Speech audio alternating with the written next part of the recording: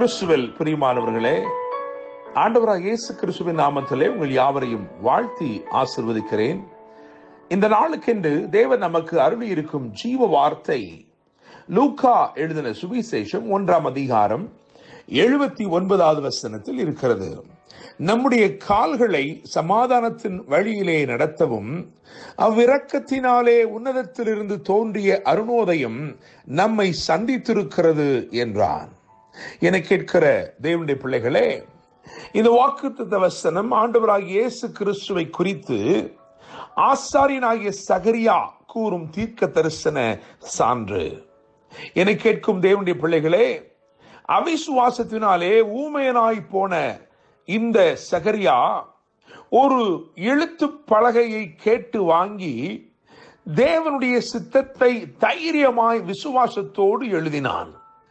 அவன் எழுதின மாத்திரத்தில் அவன் நாவின் கட்டுகள் அவிழ்ந்தது, அவன் வாய் துறக்கப்பட்டது, அவன் தேவனை ஸ்தோத்தரித்து பேசத் தொடங்கினான் என்று எழுதியிருக்கிறது. அவன் தேவனை ஸ்தோத்தரித்து பேசி அவன் கூறின வாக்குத்தத்த வசனங்கள் அல்லது அவன் உரைத்த தீர்க்க தரிசன காரியங்கள் தான் அந்த அதிகாரத்தின் அதற்கு பிந்தின வசனங்களில் எல்லாம் எழுதப்பட்டிருக்கிறது. என கேட்கிற தேவனுடைய பிள்ளைகளே, அவன் தேவனை ஸ்தோத்தரித்து பேசினான் என்று எழுதியிருக்கிறது. அவன் எழுத்து பலகை கேட்டு வாங்கி அவன் என்ன எழுதினானோ அது அன்றைக்கே நிறைவேறினது.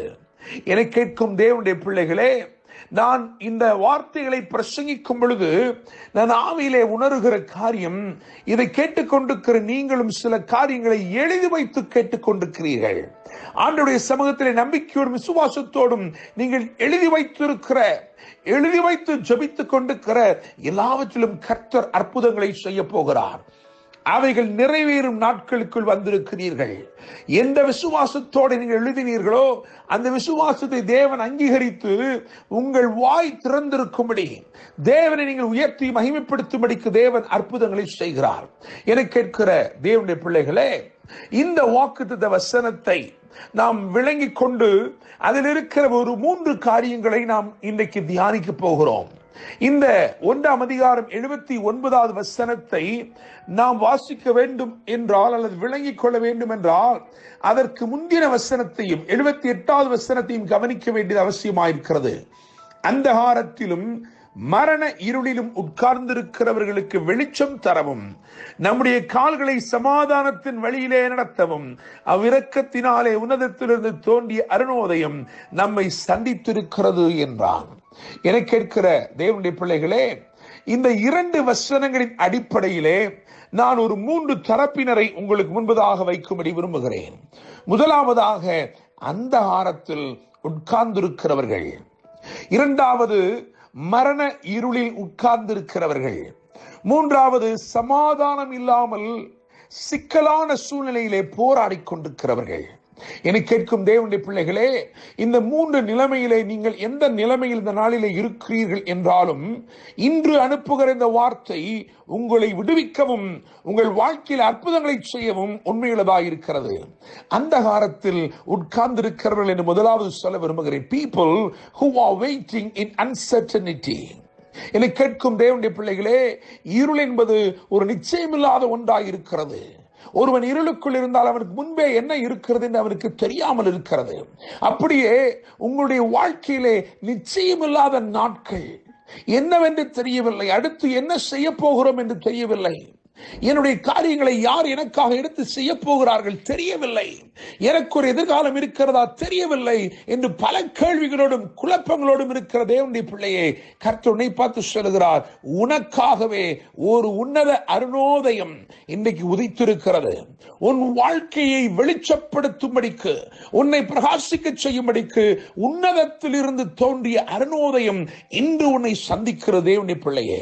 இரண்டாவதாக மரண இருளில் உட்கார்ந்திருக்கிறவர்கள், people who are sick. people who are bedridden. என கேட்கிற தேவனுடைய பிள்ளைகளே, ஒருவேளை வியாதியின் படுக்கையிலே மரண அவஸ்தையிலே இருக்கிறீர்கள் என்று சொன்னால், இன்று கர்த்தர் இந்த வார்த்தைகளை உங்களுக்கு அனுப்புகிறார். உங்களுக்கு அறிமுகமான யாரோ சிலர் இந்த வியாதியோடு இருக்கிறார்கள் என்று சொன்னால், வியாதியோடு போராட்டங்களோடும் இருக்கிறார்கள் என்றால், நீங்கள் இன்று இதை அவர்களுக்கு அனுப்பி வையுங்கள். கர்த்தர் இந்த வார்த்தை, இந்த சத்தம் துணிக்கும் இடத்திலே அற்புதத்தை செய்ய உண்மையுள்ளவராய் இருக்கிறார். என கேட்கிற தேவனுடைய பிள்ளைகளே, மரண இருளில் உட்கார்ந்து இருக்கிறவர்கள், பயம் நிறைந்தவர்களாய் இருக்கிறவர்கள், நாம் சாகத்தான் வேண்டுமா, சாகத்தான் போகிறோமோ என்று சொல்லி திகைத்துக் கொண்டிருக்கிறவர்களுக்கு இன்று ஒரு விடுதலை தேவன் நியமித்திருக்கிறார். உன்னத அருணோதயம் அவர்கள் மேல் உதிக்கும்படி செய்து அவர்களுக்கு அற்புதத்தை அவர் செய்ய போகிறார். அவர்களை பலப்படுத்த போகிறார், குணமாக்க போகிறார். மூன்றாவதாக, சமாதானம் இல்லாமல் சிக்கல்களான சூழ்நிலையிலே போராடி கொண்டிருக்கிறவர்கள், இன்று கர்த்தர் வாக்கு அருளி இருக்கிறார். நம்முடைய கால்களை சமாதானத்தின் வழியிலே நடத்த. என கேட்கிற தேவனுடைய பிள்ளையே, சமாதானத்தின் வழி ஒன்று உனக்கு திறக்கப்படுகிறது.